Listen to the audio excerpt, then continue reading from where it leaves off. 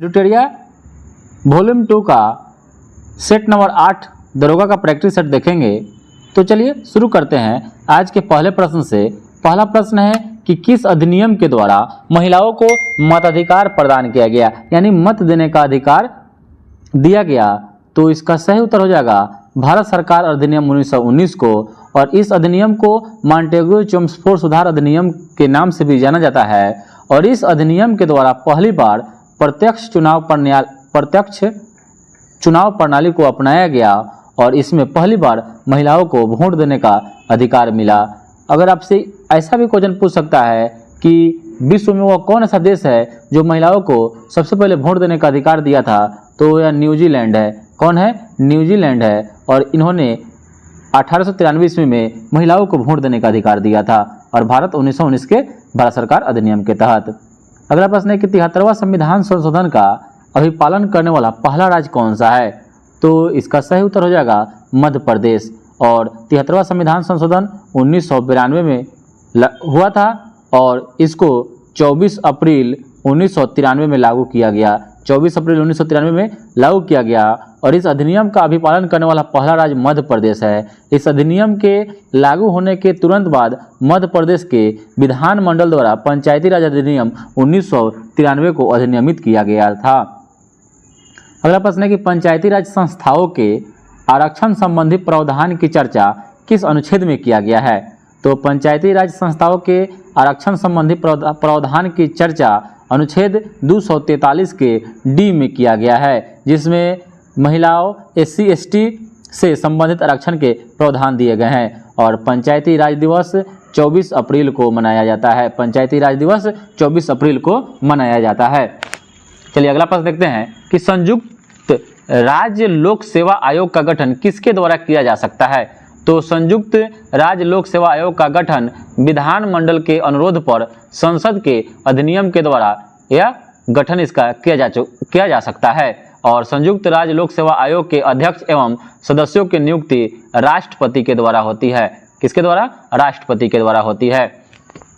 अगला प्रश्न है कि भारतीय संविधान का कौन सा अधिकार गैर नागरिकों को उपलब्ध है? तो भारतीय संविधान का कौन सा अधिकार गैर नागरिकों को उपलब्ध है? तो इसका सही उत्तर हो जाएगा संवैधानिक निराकरण का अधिकार। संवैधानिक निराकरण का अधिकार। भारतीय संविधान का कौन सा अधिकार गैर नागरिकों को भी उपलब्ध है? तो संवैधानिक निराकरण का अधिकार प्राप्त है। अगला प्रश्न है कि संसद की निम्न समितियों में किसकी संख्या सर्वाधिक होती है? तो इसमें से ऑप्शन समिति का नाम दिया हुआ ऑप्शन में याचिका समिति है, लोक लेखा समिति है, प्राक्कलन समिति है, और सरकारी उपक्रम समिति है। तो इसका जो सही उत्तर हो जाएगा प्राक्कलन समिति। प्राक्कलन समिति में सदस्यों की संख्या 30 होती है, 30, और जो इसमें से 30 के 30 लोकसभा से होते हैं, जबकि लोक लेखा समिति में 22 सदस्य होते हैं, इसमें 15 सदस्य लोकसभा से और 7 राज्यसभा से होते हैं।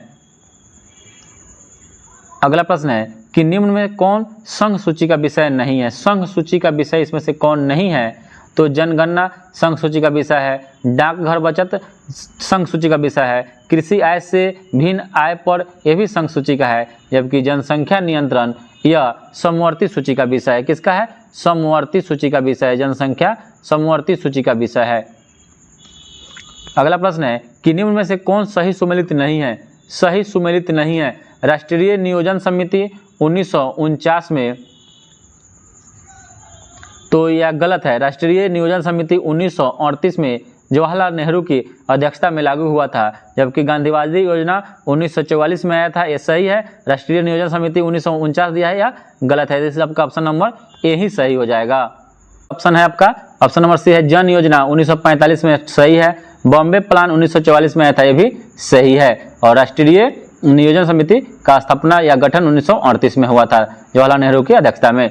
अगला प्रश्न है कि बिहार में प्रथम बार राष्ट्रपति शासन कब लागू किया गया था? तो यह हुआ था 1968 ईस्वी में। बिहार में पहली बार राष्ट्रपति शासन 29 जून 1968 को लागू किया गया था, और उस समय बिहार के राज्यपाल नित्यानंद कानूनगो थे। और बिहार में राष्ट्रपति शासन अंतिम बार 2005 में लागू हुआ था। पहली बार 1968 में, जो 1969 तक चला था, और अंतिम बार 2005 में लागू हुआ था। और राष्ट्रपति शासन अनुच्छेद 356 के तहत किसी भी राज्य में लगता है।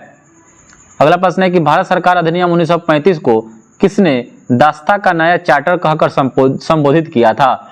तो भारत शासन अधिनियम 1935 को किसने दास्ता का नया चार्टर कहकर संबोधित किया था? तो यह कहे थे जवाहरलाल नेहरू।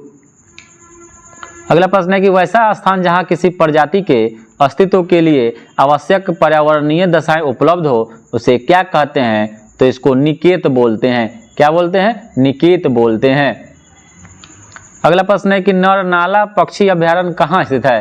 तो नरनाला पक्षी अभयारण्य जो है ना, यह आपका महाराष्ट्र राज्य में स्थित है, जबकि गुजरात में आपका गिर वहीं पर है अभयारण्य, गिर अभयारण्य, ठीक है। और महाराष्ट्र में आपका नरनाला है, संजय गांधी उद्यान है, तदोबा राष्ट्रीय उद्यान है और चंदोली राष्ट्रीय उद्यान, यह सब आपका महाराष्ट्र में है। अगला प्रश्न है कि निम्न में कौन जैव अनिम्नीकृत प्रदूषण के उदाहरण है? तो जैव अनिम्नीकृत प्रदूषण के इसमें से उदाहरण कौन हो जाएगा? तो यह हो जाएगा शीशा हो जाएगा। शीशा जो है जैव अनिम्नीकृत प्रदूषण के उदाहरण है। वैसा प्रदूषक जिनका अपघटन सूक्ष्म जीवों द्वारा नहीं होता है उसे जैव अनिम्नीकृत प्रदूषक कहते हैं। जैसे प्लास्टिक हो गया, रेडियो सक्रिय तत्व हो जाएगा, शीशा, यह सब आपका जैव अनिम्नीकृत प्रदूषण होता है। अगला प्रश्न है कि किस अधिनियम नीति के अंतर्गत भारत में 33% वन क्षेत्र प्राप्ति का लक्ष्य रखा गया है? तो यह हो जाएगा राष्ट्रीय वन नीति 1968 के तहत। और वर्तमान में भारत में वनावरण प्रतिशत 21.71% है और 33% होना चाहिए। अगला प्रश्न है कि निम्नलिखित पर विचार करना है। Carbon monoxide, nitrogen oxide, ozone और सल्फर डाइऑक्साइड वातावरण में निम्न से किसकी अधिकता के कारण अम्ल वर्षा होती है? तो अम्ल वर्षा SO2 और NO2 के कारण होता है, इसलिए आपका ऑप्शन नंबर SO2 और NO2 हो जाएगा। NO2 और SO2 यहाँ दिया हुआ है, तो 2 और 4 आपका ऑप्शन नंबर बी हो जाएगा।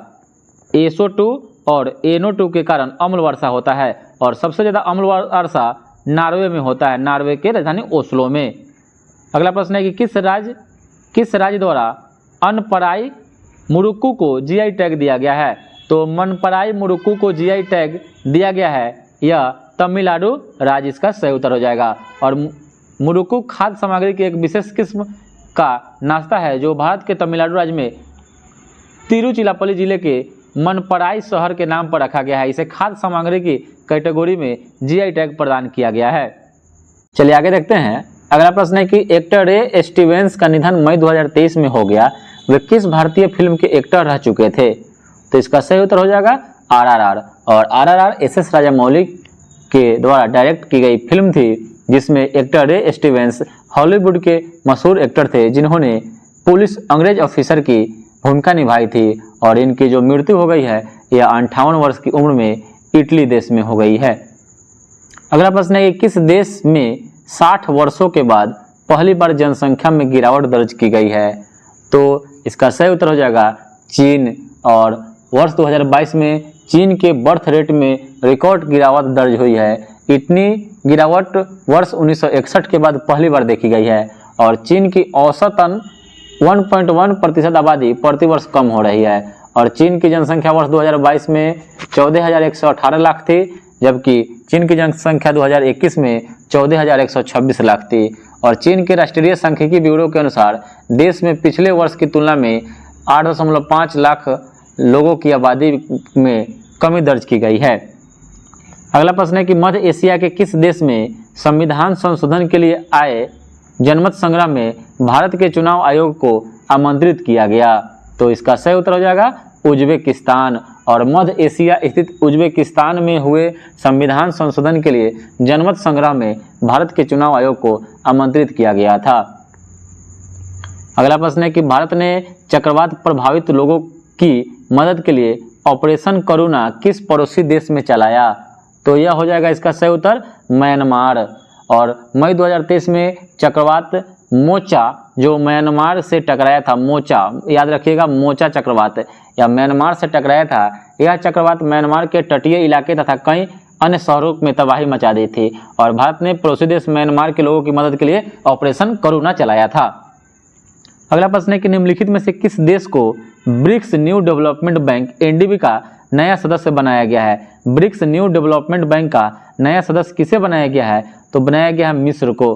किसको? मिस्र को बनाया गया है। और BRICS new development bank NDB BRICS देश ब्राजील, रूस, भारत, चीन और दक्षिण अफ्रीका द्वारा 2014 में स्थापित किया गया था। 2014 में स्थापित किया गया था। और वर्ष 2021 में बांग्लादेश, यूएई और उरुग्वे को एनडीबी में शामिल किया गया, जबकि 2023 में मिस्र को इसमें शामिल किया गया है। मिस्र को इसमें शामिल किया गया है। अब वर्तमान में इसमें कौन कौन देश हो गए हैं न्यू डेवलपमेंट बैंक में सदस्य देश? बांग्लादेश, ब्राजील, चीन, भारत, रूस, दक्षिण अफ्रीका, यूएई, उरुग्वे और मिस्र। अगला प्रश्न है कि रूस यूक्रेन जंग शुरू होने के बाद पहली बार पीएम मोदी और राष्ट्रपति जेलेंस्की की मुलाकात किस अंतर्राष्ट्रीय समूह की बैठक में हुई थी? तो इसका सही उत्तर हो जाएगा G7 समिट के दौरान यूक्रेन के राष्ट्रपति, जो कहाँ हुआ था, हिरोशिमा शहर में ही G7 समिट हुआ था, उसी में इनकी दोनों आदमी की मुलाकात हुई थी। अगला प्रश्न है कि प्रधानमंत्री मोदी ने 6 फरवरी 2023 को बेंगलुरु में E20 को लॉन्च किया, यह किससे संबंधित है? तो जो E20 है ना, यह पेट्रोल में 20% इथेनॉल के मिश्रण से संबंधित है E20। अगला प्रश्न है कि राष्ट्रपति द्वारा जल शक्ति अभियान कैच द रेन अभियान 2023 की शुरुआत की गई है, यह किस मंत्रालय के अंतर्गत आता है? तो इसका सही उत्तर हो जाएगा जल शक्ति मंत्रालय के अधीन। जल शक्ति मंत्रालय के अधीन। अगला प्रश्न है कि भारत की पहली पॉड टैक्सी किस राज्य में शुरू होगी? तो पॉड टैक्सी जो है ना, यह उत्तर प्रदेश में शुरू होगी। और पॉड टैक्सी एक इलेक्ट्रॉनिक वाहन है जो बिना ड्राइवर के चलेंगे और यह एक ऑटोमेटिक कार की तरह होती है। इसमें यात्रियों को बैठने की संख्या निश्चित रहती है। कि भारतीय भूवैज्ञानिक सर्वेक्षण ने किस राज्य या केंद्रशासित प्रदेश में फरवरी 2023 में लिथियम के बड़े भंडार की खोज की है? तो इसका सही उत्तर हो जाएगा जम्मू कश्मीर में। अगला प्रश्न है कि उड़ने वाली छिपकली की नई प्रजाति गेको मिजोरामेसिस की खोज की गई है, या किस राज्य में की गई है? गेको मिजोरामेसिस की खोज की गई है। तो इसका सही उत्तर हो जाएगा मिजोरम में। कहाँ? तो मिजोरम में। अगला प्रश्न है कि भारत मौसम विज्ञान विभाग की report statement on climate of India during 2022 के अनुसार देश में मौसम की अत्यधिक घटनाओं के कारण 2022 में सबसे अधिक मौत किस राज्य में हुई है? तो मौसम की अत्यधिक घटनाओं के कारण, तो इसका जो सही उत्तर हो जाएगा बिहार में। और वर्ल्ड प्रेस फ्रीडम इंडेक्स 2023 में भारत कितने नंबर पर है? तो यह हो जाएगा 161 नंबर पर है। और यह रिपोर्ट विदाउट बॉर्डर्स के द्वारा जारी किया जाता है। ठीक है। और 2022 में भारत 150वें रैंक पर थी, जबकि 23 में यह 161वें देश में चली गई, 161वें पॉइंट पर चली गई है। अगला प्रश्न है कि किस भारतीय जज को हार्वर्ड लॉ स्कूल सेंटर ने अवार्ड फॉर ग्लोबल लीडरशिप के लिए चुना है? तो इसका सही उत्तर हो जाएगा डी.वाई. चंद्रचूड़ को। और यह पुरस्कार से जस्टिस डी.वाई. चंद्रचूड़ को 11 जनवरी 2023 को सम्मानित किया गया। और अगला प्रश्न है कि पब्लिक सर्विस कैटेगरी में पुलित्जर पुरस्कार 2023 किसे मिला है? तो यह मिला है एसोसिएटेड प्रेस के कर्मचारी को। अगला प्रश्न है कि किस भारतीय नेता को वर्ष 2023 में फिजी का सर्वोच्च सम्मान companion of the order of Fiji से सम्मानित किया गया है? तो यह किया गया है नरेंद्र मोदी को। चलिए अगला प्रश्न है कि रणजी ट्रॉफी 2022-23 के विजेता टीम कौन सा है?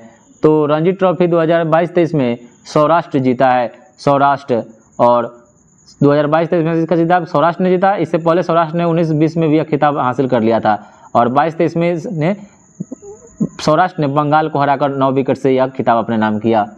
और सौराष्ट्र के कप्तान Jaydev Unadkat man of the match रहे, उन्होंने फाइनल में 9 विकेट लिए थे। अगला प्रश्न है कि आईसीसी मेंस टेस्ट रैंकिंग मई 2023 में भारत का स्थान कौन सा है? तो आईसीसी मेंस टेस्ट रैंकिंग में भारत पहला स्थान हासिल कर लिया है। और वर्तमान में भारत के 25 मैचों में 3.031 पॉइंट है और 121 रेटिंग पॉइंट है। और आगे देखते हैं कि poverty of the poverty of political economics पुस्तक के लेखक कौन है, तो इसके सही उत्तर हो जाएंगे मेघनाथ देसाई। मेघनाथ देसाई। चलिए आगे देखते हैं कि प्रधानमंत्री नरेंद्र मोदी ने दक्षिण प्रशांत महासागर में स्थित किस देश की यात्रा मई 2023 में किए हैं, तो इसका सही उत्तर हो जाएगा पापुआ न्यू गिनी का। और पापुआ न्यू गिनी के प्रधानमंत्री जेम्स मारेप है, जेम्स मारेप, और इस देश में जाने वाले पहले भारतीय प्रधानमंत्री है नरेंद्र मोदी। अगला प्रश्न है कि आसियान भारत समुद्री अभ्यास AIME 2023 किस देश में आयोजित किया गया, तो यह किया गया सिंगापुर में। और अगला प्रश्न है कि वित्त वर्ष 2022-23 में डिफेंस प्रोडक्शन में कितना प्रतिशत का वृद्धि हुआ है, तो डिफेंस प्रोडक्शन में 12% का वृद्धि हुआ है। और अगला प्रश्न है कि बिहार सरकार ने बजट 2023-24 में राज्य के राजकोषीय घाटे का लक्ष्य कितना प्रतिशत रखा है, तो यह रखा है 2.982%। और अगला प्रश्न है कि भारतीय निर्वाचन आयोग ने मतदाताओं को प्रेरित करने के लिए किस गीत को लॉन्च किया है, तो इसका सही उत्तर हो जाएगा कि मैं भारत हूं और हम भारत के मतदाता हैं। अगला प्रश्न है कि इंदिरा आवास योजना की शुरुआत किस पंचवर्षीय योजना में की गई थी, तो इंदिरा आवास योजना की शुरुआत 7वीं पंचवर्षीय योजना में की गई थी। 7वीं पंचवर्षीय योजना में 1985 से 86 में किया गया था और इस 7वीं पंचवर्षीय योजना का कार्यकाल 85 से 90 तक था। अगला प्रश्न है कि गरीबी के दुष्चक्र के सिद्धांत का प्रतिपादन किसने किया था, तो गरीबी के दुष्चक्र के सिद्धांत का प्रतिपादन यह किया था प्रोफेसर रेगनर नर्कसे ने। अगला प्रश्न है कि अल्प विकसित अर्थव्यवस्था की विशेषता निम्न में कौन कौन सी होती है। अल्प विकसित अर्थव्यवस्था, तो अल्प विकसित अर्थव्यवस्था प्रति व्यक्ति निम्न आय होती है, निम्न आश्रितता अनुपात नहीं होती है, पूंजी निर्माण की दर नहीं होती है, तो 2 और 3 इसमें से नहीं होगा, जबकि प्राथमिक क्षेत्र में अधिक कार्यबल तो 1 और 4 होगा, 1 और 4 होगा। अगला प्रश्न है कि उपयोगिता से क्या तात्पर्य है, यानी उपयोगिता से आप क्या समझते हैं, तो इसका सही उत्तर हो जाएगा आवश्यकता को संतुष्ट करने की शक्ति। आवश्यकता को संतुष्ट करने की शक्ति को उपयोगिता का। चलिए आगे देखते हैं कि निम्न में कौन अर्थव्यवस्था के द्वितीयक क्षेत्र के अंतर्गत नहीं आता है। द्वितीयक क्षेत्र के अंतर्गत नहीं आता है, तो विनिर्माण है, प्रसंस्करण है, निर्माण है, तो ये तीनों द्वितीयक क्षेत्र के अंतर्गत आता है, जबकि खनन जो है ना, खनन ये आपका प्राथमिक क्षेत्र का है। खनन है, कृषि है, ऐसा प्राथमिक क्षेत्र के अंतर्गत आता है, तो इसका ऑप्शन नंबर ए हो जाएगा। अगला प्रश्न है कि 1856 में आउटरम रिपोर्ट के आधार पर किस राज्य को अंग्रेजी साम्राज्य में मिला लिया गया था, तो यह मिला लिया गया था अवध को। और अगला प्रश्न है कि भारतीय राष्ट्रीय कांग्रेस की 37वीं अधिवेशन की अध्यक्षता किसने की थी, तो यह चित्तरंजन दास के द्वारा किया गया था। और भारतीय राष्ट्रीय कांग्रेस का 37वां अधिवेशन गया बिहार में आयोजित किया गया था और इस अधिवेशन की अध्यक्षता देशबंधु चित्तरंजन दास ने किया था और यह अधिवेशन 1922 ईस्वी में हुआ था। अगला प्रश्न है कि प्रथम गोलमेज सम्मेलन में हिंदू महासभा की ओर से कौन भाग लिया था, तो हिंदू महासभा की ओर से M.R. जयकर और B.S. मुंजे दोनों के द्वारा किया गया था। और किस वर्ष बिहार को एक पृथक प्रांत बनाने की घोषणा की गई, तो पृथक प्रांत बनाने की घोषणा 1911 ईस्वी में हुई थी और 1 अप्रैल 1912 को बंगाल से अलग होकर बिहार उड़ीसा सहित एक नए प्रांत के रूप में विधिवत इसका उद्घाटन किया गया। और अगला प्रश्न है कि सुभाष चंद्र बोस द्वारा आज़ाद हिंद रेडियो की शुरुआत किस देश में की गई थी, तो आज़ाद हिंद रेडियो की शुरुआत जो की गई थी वह जर्मनी में किया गया था। और अगला प्रश्न है कि भारत छोड़ो आंदोलन के दौरान किस स्थान पर समानांतर सरकार की स्थापना की गई थी, तो समानांतर सरकार की स्थापना की गई तो यह किया गया था बलिया में, सतारा में और मिदनापुर में, जबकि अवध में नहीं किया गया था। तो इसका सही उत्तर हो जाएगा 1, 2 और 3। अगला प्रश्न है कि मराठी ग्रंथ दासबोध के लेखक कौन है। दासबोध के लेखक कौन है, तो हो जाएंगे रामदास। और अगला प्रश्न है कि निम्नलिखित में से कौन सा युग्म सही सुमेलित नहीं है, सही सुमेलित है, तो यह हो जाएगा लॉर्ड वेलेस्ली सहायक संधि, लॉर्ड डलहौजी है सहायक संधि, तो ये गलत हो जाएगा, क्योंकि सहायक संधि लॉर्ड ब्लेजली के द्वारा शुरू किया गया था। स्थानीय स्वशासन लॉर्ड रिपन के द्वारा, तो यहाँ लॉर्ड मिंटो दिया हुआ है। और वारेन हेस्टिंग्स घेरे की नीति, यह सही है। ठीक है। अगला प्रश्न है कि राजा जय सिंह ने वेधशालाओं का निर्माण किन स्थानों पर कराया था। तो राजा जय सिंह ने वेधशालाओं का निर्माण किस स्थान पर कराया था, तो यह कराए थे मथुरा, जयपुर, दिल्ली, उज्जैन और वाराणसी में। अगला प्रश्न है कि सिंधु सभ्यता के किस स्थल से स्वास्तिक का चिन्ह प्राप्त हुआ है। तो स्वास्तिक का चिन्ह हड़प्पा से प्राप्त हुआ है, हड़प्पा से। और 837 कब्रिस्तान, सावधान पेटिया एवं स्वास्तिक का चिन्ह, यह सब हड़प्पा से प्राप्त हुआ है। अगला प्रश्न है कि मोडी लिपि का प्रयोग पहली बार किसके लेखों में किया गया है। तो मोडी लिपि यह हो जाएगा मराठों के लेखों में मोडी लिपि का प्रयोग किया गया है। अगला प्रश्न है कि ऋग्वैदिक काल की सामाजिक स्थिति के संबंध में कौन सा कथन असत्य है। तो कौन सा कथन इसमें असत्य है, तो इसका सही उत्तर हो जाएगा इस काल में बाल विवाह प्रचलित थी, तो यह असत्य है, नहीं गलत है। इस काल में संयुक्त परिवार की प्रथा थी, सही है। यह समाज पितृसत्तात्मक था, यह सही है। जबकि बाल विवाह प्रचलित थी बता रहा है, जो गलत है, नहीं था। अगला प्रश्न है कि मगध के किस शासक ने अवंती पर अधिकार कर उसे मगध साम्राज्य में मिलाया था। तो जो ऑप्शन है उदयन है, अजातशत्रु है, बिंबिसार है, शिशुनाग है। तो शिशुनाग इसका सही उत्तर हो जाएगा। अगला प्रश्न है कि डेनिश ईस्ट इंडिया कंपनी ने भारत में अपनी पहली फैक्ट्री कहाँ स्थापित किया था। तो यह ट्रैंकूर में किया था। कहाँ किया था? ट्रैंकूर, जो तंजौर में है। और यह कब हुआ था? 1616 में। जबकि दूसरी फैक्ट्री श्रीरामपुर बंगाल में स्थापित किया था 1676 ईस्वी में डेनिश ने, डच ने। अगला प्रश्न है कि भगवान महावीर के प्रथम अनुयायी थे। तो प्रथम अनुयायी कौन थे? तो यह इसका सही उत्तर हो जाएगा जमाली हो जाएगा, जमाली। और महावीर स्वामी का जन्म 540 ईसा पूर्व में और मृत्यु 468 ईसा पूर्व में हुआ था। इनके माता का नाम त्रिशला था, जबकि पिता का नाम सिद्धार्थ था। और महावीर को 12 वर्ष की कठिन तपस्या के बाद 42 वर्ष की आयु में ज्ञान की प्राप्ति हुई थी। अगला प्रश्न है कि स्टेनलेस स्टील में निम्न में कौन सा तत्व मौजूद नहीं है। तो इसका सही उत्तर हो जाएगा जस्ता। स्टेनलेस स्टील में जस्ता नहीं होता है। इसमें आपका क्रोनिया होता है, लोहा होता है, क्रोमियम होता है और निकेल होता है। लगभग इसमें कार्बन भी 1% में पाया जाता है। अगला प्रश्न है कि इलेक्ट्रोइंसोफेलोग्राम निम्न से किसकी निगरानी के लिए उपयोग में होता है। ECG, तो ये हो जाएगा मस्तिष्क। ECG इंसोफेलोग्राम ECG या मस्तिष्क में होता है। कहाँ होता है? मस्तिष्क में होता है। और EEG मस्तिष्क में होता है। EEG इसका फुल फॉर्म होगा, शॉर्ट फॉर्म। और ECG आपका हृदय में होता है। अगला प्रश्न है कि द्रव्यमान M वाले कण का संवेग P है, तो इनकी गतिज ऊर्जा क्या हो जाएगा। तो इसका सही उत्तर हो जाएगा P²/2m हो जाएगा, P²/2m हो जाएगा। क्योंकि P = द्रव्यमान गुना वेग, संवेग = Pmv होता है, संवेग = mv होता है, संवेग = mv होता है। काइनेटिक एनर्जी = हाफ mv² होता है। और स्थितिज ऊर्जा mgh होता है। अगला प्रश्न है कि गति का पहला समीकरण किसके बीच संबंध को दर्शाता है। तो इसका सही उत्तर हो जाएगा वेग और समय के बीच। और अगला प्रश्न है कि विद्युत चुंबकीय प्रेरण के नियमों का उपयोग किस निम्न में से किसको बनाने में किया जाता है। तो इसका सही उत्तर हो जाएगा C, जनरेटर। चलिए आगे देखते हैं। बता रहा है कि चुंबकीय बल रेखाएं निम्नलिखित में से किससे निकलती है। तो चुंबकीय जो बल रेखाएं होती है ना, चुंबक के उत्तरी ध्रुव से निकलती है। और अगला प्रश्न है कि विद्युत फ्यूज का सिद्धांत है, यानी विद्युत फ्यूज किस सिद्धांत पर काम करता है। तो विद्युत का ऊष्मीय प्रभाव के सिद्धांत पर कार्य करता है विद्युत फ्यूज। और अगला प्रश्न है कि एक परमाणु के केंद्र का धनावेशित हिस्सा को क्या कहते हैं। तो एक परमाणु के केंद्र का धनावेशित हिस्सा को क्या कहते हैं। तो इसका सही उत्तर हो जाएगा न्यूक्लियस।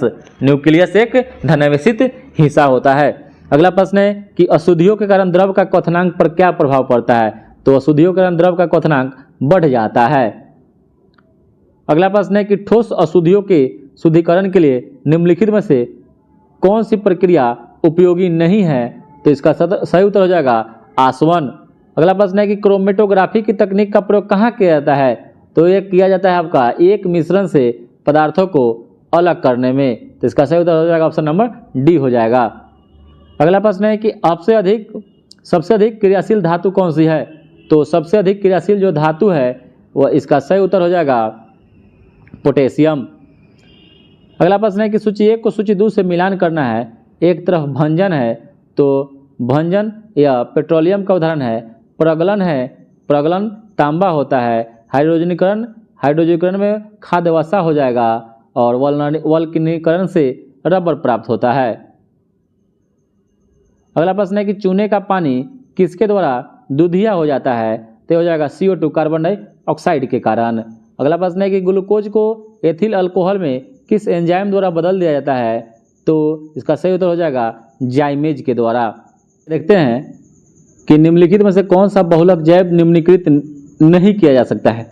तो जैव निम्नीकृत किसमें से किसको नहीं कर सकते हैं? तो हो जाएगा PVC, पॉलीविनाइल क्लोराइड होता है। अगला प्रश्न है कि निम्नलिखित में कौन सा एक पादप हार्मोन है? पादप हार्मोन इसमें से कौन सा एक है? तो इसका सही उत्तर हो जाएगा साइटोकाइनिन। अगला प्रश्न है कि मनुष्य की मुख गुहा में निम्न से किसका पाचन प्रारंभ होता है? तो मनुष्य की मुख गुहा में किसका पाचन शुरू होता है? तो इसका सही उत्तर हो जाएगा कार्बोहाइड्रेट का। अगला प्रश्न है कि ट्रिपल एंटीजन वैक्सीन किन किन रोगों से बचाता है? तो ट्रिपल एंटीजन वैक्सीन जो है ना, यह आपका काली खांसी, टिटनेस और डिप्थीरिया, काली खांसी, टिटनेस और डिप्थीरिया को बचाता है। अगला प्रश्न है कि निम्न में कौन सा शरीर के तापमान को नियंत्रित करता है? तो तापमान के नियंत्रित को हाइपोथैलेमस ग्रंथि करती है। अगला प्रश्न है कि सौरमंडल का सबसे गर्म ग्रह कौन सा है? तो सौरमंडल का सबसे गर्म जो ग्रह है यह आपका शुक्र है। ये नहीं मानिएगा कि बुध सबसे नजदीक है तो सबसे ज़्यादा गर्म वही होगा, नहीं। अगला प्रश्न है कि मकर संक्रांति, कैप्रिकॉर्न सोल्स्टाइस किस तिथि को होता है? तो इसका सही उत्तर हो जाएगा 22 दिसंबर को।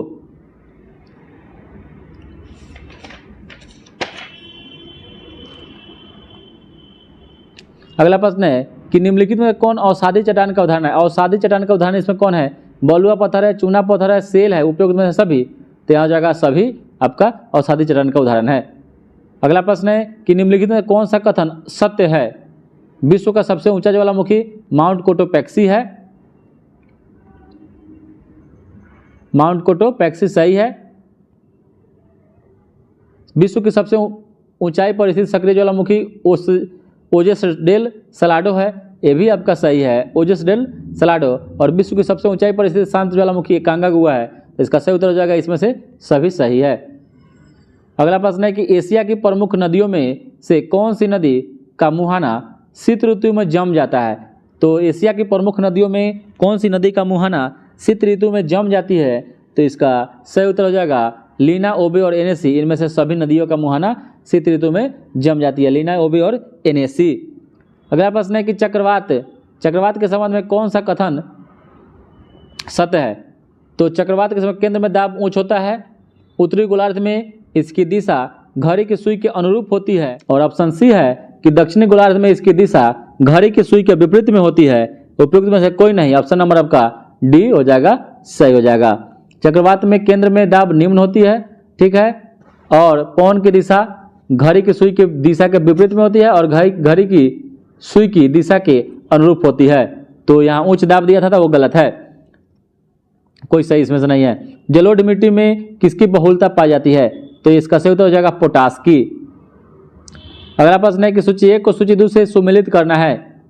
तो उत्तर भारत का मैनचेस्टर कानपुर को कहा जाता है। दक्षिण भारत का मैनचेस्टर कोयम्बटूर को कहा जाता है। भारत का बोस्टन अहमदाबाद को कहा जाता है। और भारत में सूती वस्त्रों की राजधानी मुंबई को कहा जाता है। इसलिए आपका ऑप्शन नंबर सी बनता है सही। अगला प्रश्न है कि केंद्रीय सिल्क बोर्ड की स्थापना कब की गई? तो सिल्क बोर्ड की स्थापना कब की गई? तो यह किया गया था 1949 ईस्वी में। और कुटीर उद्योग बोर्ड की स्थापना 1948 में हुआ था। अखिल भारतीय खाद्य एवं ग्रामोद्योग बोर्ड की स्थापना 1954 में। और अखिल भारतीय हस्तकला बोर्ड का स्थापना 1953 में हुआ था। और सिंधु की सबसे बड़ी सहायक नदी कौन सी है? तो सिंधु की सबसे बड़ी सहायक नदी, इसका सही उत्तर हो जाएगा चिनाब नदी है। और अगला प्रश्न है कि देवी चंद्र गुप्तम किसकी प्रमुख रचना है? देवी चंद्र गुप्तम, तो इसका सही उत्तर हो जाएगा विशाख दत्त की। मुद्रा राक्षस विशाख दत्त के द्वारा ही लिखा गया है। अगला प्रश्न है कि भारत के पहले सुपर कंप्यूटर को किस वर्ष निर्मित किया गया? तो यह किया गया था 1990 से 91 के बीच। अगला प्रश्न है कि विश्व रंगमंच दिवस कब मनाया जाता है? तो विश्व रंगमंच दिवस यह मनाया जाता है 27 मार्च को मनाया जाता है। विश्व थिएटर डे रंगमंच दिवस 27 मार्च को मनाया जाता है। तो चलिए कुछ और जान लेते हैं, जैसे राष्ट्रीय सुरक्षा दिवस 4 मई को, अंतर्राष्ट्रीय महिला दिवस 8 मई को, विश्व उपभोक्ता अधिकार दिवस 15 मार्च को, और विश्व खुशहाली दिवस 20 मार्च को, और विश्व वानिकी दिवस 21 मार्च को, और विश्व जल दिवस 22 मार्च को मनाया जाता है। और भारत का दूसरा सबसे बड़ा वीरता पुरस्कार कौन सा है? तो इसका सही उत्तर हो जाएगा महावीर चक्र हो जाएगा, और प्रथम परमवीर चक्र है, और अशोक युद्ध में ही शांति के क्षेत्र के रूप में मिलता है। और अब तक कुल कितने भारतीय नागरिकों को नोबेल पुरस्कार से सम्मानित किया जा चुका है? तो अब तक 10 व्यक्तियों को नोबेल पुरस्कार से सम्मानित किया जा चुका है। तो आज के लिए इतना ही दोस्तों, फिर मिलते हैं बहुत अच्छा सेट लेकर। तब तक आप लोग इसको देखिए और टेलीग्राम से जुड़ जाइए, वहाँ डिस्क्रिप्शन में उसका लिंक दे दिया जाएगा। रोज़ दिन वहाँ सेट वगैरह डाला जाता है, आप लोग वहाँ से भी बना सकते हैं।